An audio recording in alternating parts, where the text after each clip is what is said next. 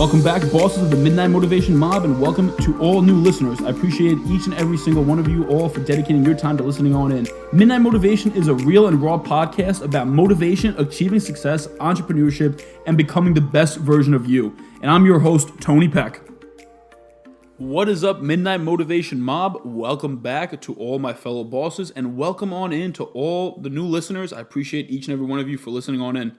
Today's episode of Midnight Motivation, I want to talk about a little bit of a different topic that most people don't talk about, but the separation of the three classes in the United States. When you're born in the U.S., you end up getting birthed into three different classes: the rich class, the middle class, the poor class.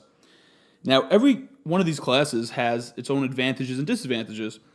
The breakdown of these advantages and disadvantages come from your mindset and your perspective.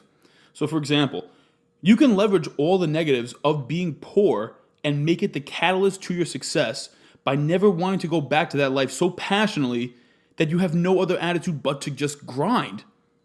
Now, on the converse side of that, if you had a negative mindset and you were coming up poor, you're just going to blame everything on your circumstance, that you're a victim of your circumstance, that it's not your fault that you are poor and that you can never get out of being poor because you started being poor.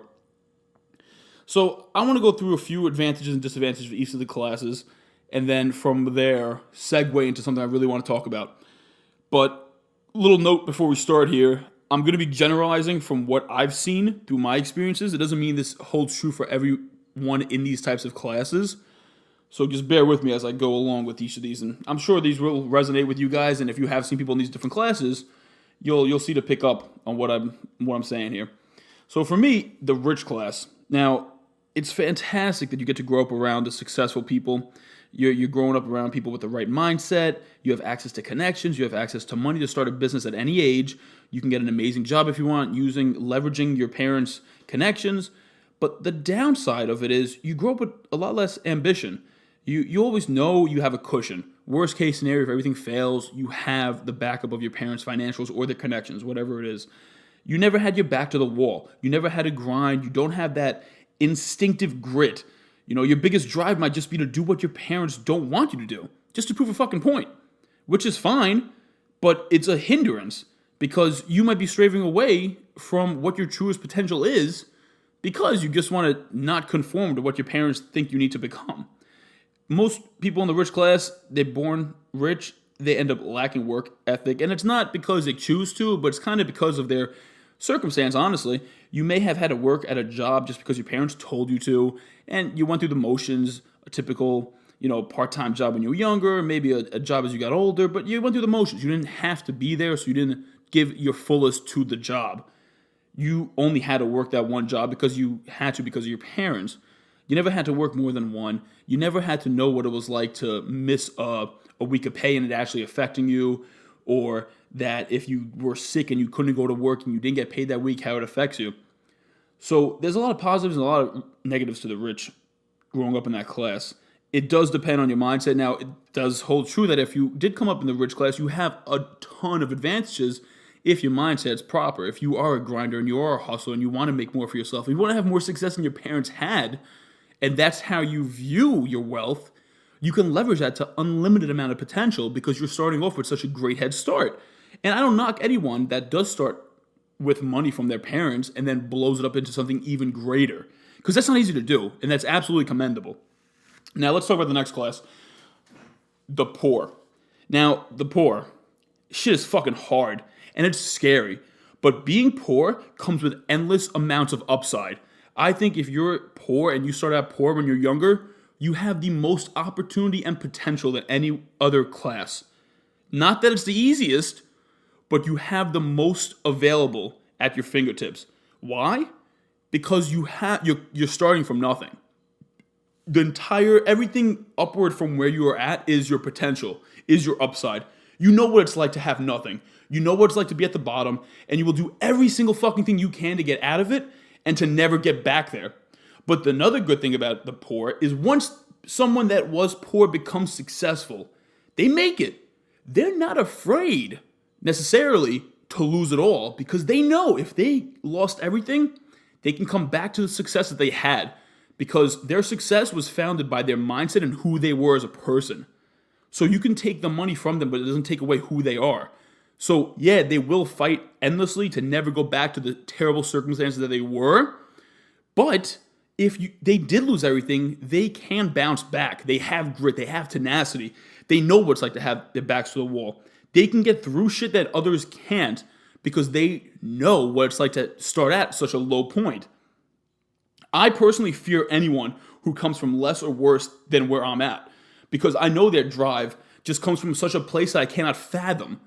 It's not something that you can muster up in your head to be like, I don't want to be at that point. I don't want to be poorer than I am now. You had to have lived it to know exactly what it's like. So the advantage of the poor is that you know what you don't want. You know what it's like to have a terrible circumstance, terrible surroundings. But because of that, you have such incredible drive and strength can come from that. So if that's leveraged properly, there's nothing to stop you.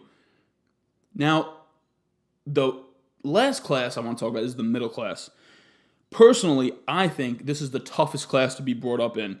Now, I'm not saying poor, wealth, or middle class are like easy or hard difficulty level. I just think this is the most difficult class to become successful out of. Not that you have the hardest life. Now, I think it's the toughest because the middle class is you're almost at a comfortable living. You're living just about above paycheck to paycheck, maybe even paycheck to paycheck, I don't know. But you can maybe go out to eat once a week, once every other week, maybe twice a week. It's scary to leave that type of life that you can pay all your bills, and then you have a few extra bucks to spare to enjoy commonalities. Go bowling, go see a movie, go to eat at a regular place. It's scary to leave that because you're stable. And I get it. You may have a family. You may have kids. So you can't just drop everything you're doing and leave to do what you want to do. You have a fear of losing the existing and actually getting knocked down to lower. The middle class won't strive for more because they live in that fear. They live in the fear of losing the manageable existing circumstances they're in. They're afraid to make a life that's worse for themselves. They don't see the massive upside to pursue their goals. Instead, they just see the fear of the downside of losing what they have that's actually bearable to live with. And it happens often in society that being comfortable is the largest killer of dreams. And this is what I want the episode to really be about. Comfortable kills dreams. The biggest problem people have is that they're good. Good is comfortable. If you went from absolute shit, absolutely nothing, and all the next step was to become great, there would be an incredible amount of more people that are great in their fields as opposed to how many there are now, because good is the middle. When people get to good, they tend to stop. Not because they necessarily want to, but everything else around them just happens to be kind of being okay. They can live that way. It doesn't mean that they want to, but it's not as bad as it could be. Yeah, it's not as good as it could be either, but it's doable. You can't get stuck in being good at something. Once you think you're good at something, your dreams go to die.